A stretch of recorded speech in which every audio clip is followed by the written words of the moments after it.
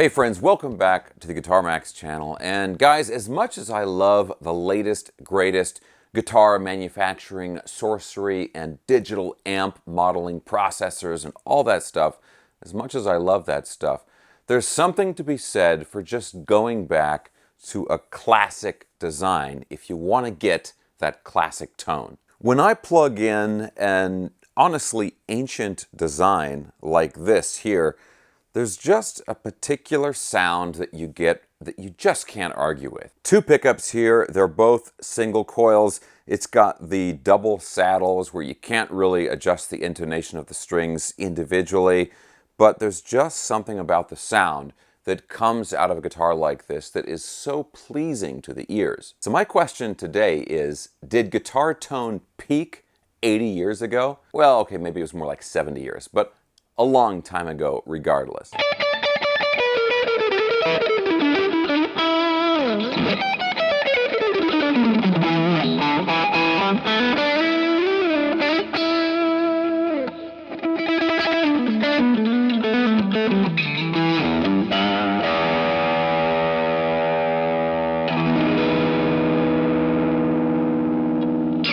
Now let's talk about this guitar first, and then I'm going to give you my answer. This is another one of the cool creations from AIO All-in-One Guitars. They're calling this the TC3. As far as the construction here, it's a bolt-on neck. Obviously, it's an alder body, maple neck, and an ebony fretboard, which is pretty cool. The pickups and control layout is, very, very traditional, super classic Telecaster style stuff. We've got the bridge pickup, the neck pickup. They're both single coils, and then the middle position, which combines both of them and cancels the hum. Single volume, single tone, and not much else. The only fancy bits on this guitar really are the brass saddles, some nice pearloid dot inlays, and then a bone nut.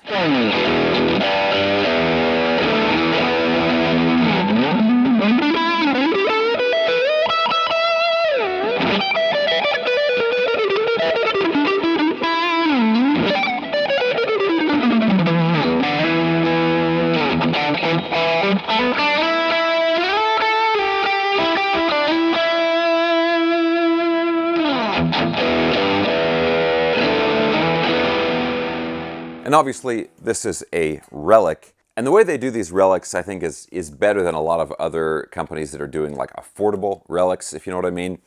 And that, the process is basically that the first phase of relicking is done at the factory when the guitar is manufactured.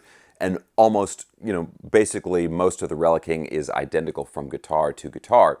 But then when AIO gets these guitars in and they're going through their setup process, which is extensive, they kind of do like extra relicking, especially on the neck, and just do little tricks to make each guitar slightly different from the next guitar. So it's not a total like cookie cutter stamped out relic, but at the same time it's not like a full, $4,000 custom shop relic either. These guitars are in the like $400 to $500 range, and for how well they play, and I've talked about that many times in the past, this extensive setup that AIO does, fret leveling and crowning and all that stuff.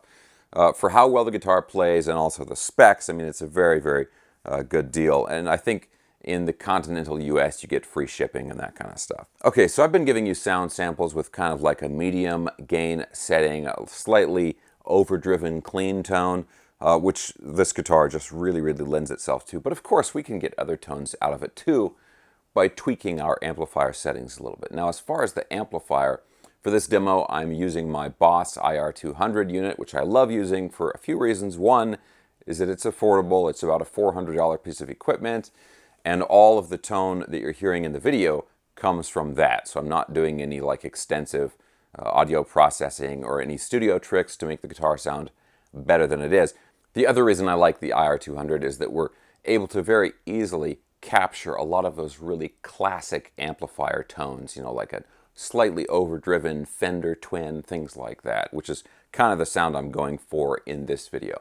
But let's go ahead and tweak some settings here. Let's do some super clean stuff and some much, much dirtier stuff, and listen to how the guitar sounds throughout all of those different amplifier settings. But of course, guys, real quick, if you enjoy videos like this, checking out cool, affordable guitars, and also staying up on all the latest news in the guitar universe, and you have not already subscribed for some reason, please consider subscribing right now. Okay, let's listen to some more sounds that we can get out of this 80-year-old guitar design. Let's see what other tones we can get out of this 70-plus-year-old guitar design.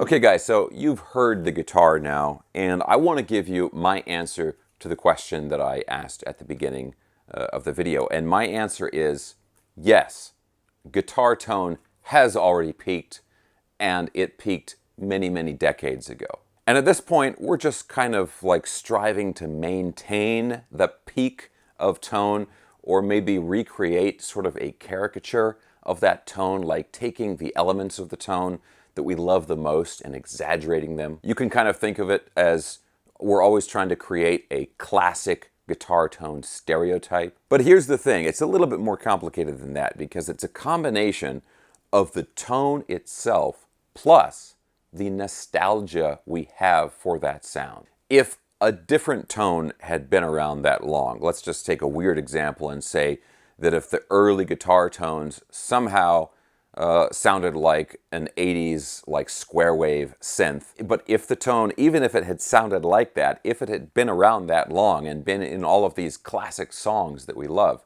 I think we would have the same level of nostalgia for that tone that we do for the actual tone that comes from these guitars. And we would love it just as much, and we would consider that to be the ultimate classic guitar tone. I don't know if that all makes sense, but I think there's a lot of things in music that are like that, you know, after enough time passes. It's not just the sound of something or maybe the lyrics of the song, but it's the connection we have to it, and it's that sort of personal touch and personal nostalgia. It makes us think of times past, or it makes us think of a time that maybe we never even experienced, but we wish we could have been there. Like, I have a question I think is an important question that I want to ask you guys. For the people in the audience that are maybe in their 20s, like early 20s, mid 20s, in that age range, when you hear a tone like this, is this a classic, like traditional guitar tone to you?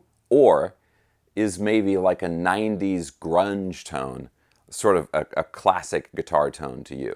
And maybe this is just so ancient, it's like listening to, you know, Baroque music or something. I think the concept of nostalgia and classic and traditional, that's all relative, and depending on the person and depending on that person's life experience, their definition of that is going to be different. Let me know what you guys think of this down in the comment section below. Now, there's a few other things I want to mention about this guitar in particular. I mean, it plays so good. I know they did a lot of work with the neck in terms of the relicing on the neck and getting the finish. You know, by finish I mean, is it glossy, is it satin, is it matte? Like getting that just dialed in. So it really does feel like a guitar that's, you know, 30 or 40 or 50 or more years old. It feels worn in, and that makes it so easy to play. Obviously, the fret work and the fret finishing that they do over at AIO there, that always lends itself in a big way to the playability of the guitar, and also the setup. It makes, you know, you can have lower action, the fretboard is more responsive, the frets themselves are smoother, so doing bending and vibrato is so much easier. So yeah, it's a totally effortless guitar to play, even though this is the kind of guitar that I wouldn't normally play. I typically go for, number one, I like being able to adjust the intonation of each string individually. And then, of course, I'm really more of a humbucker guy, right? I mean, I have a bunch of single coil guitars, but if I'm going to choose exactly what I want, I go with humbuckers almost every time.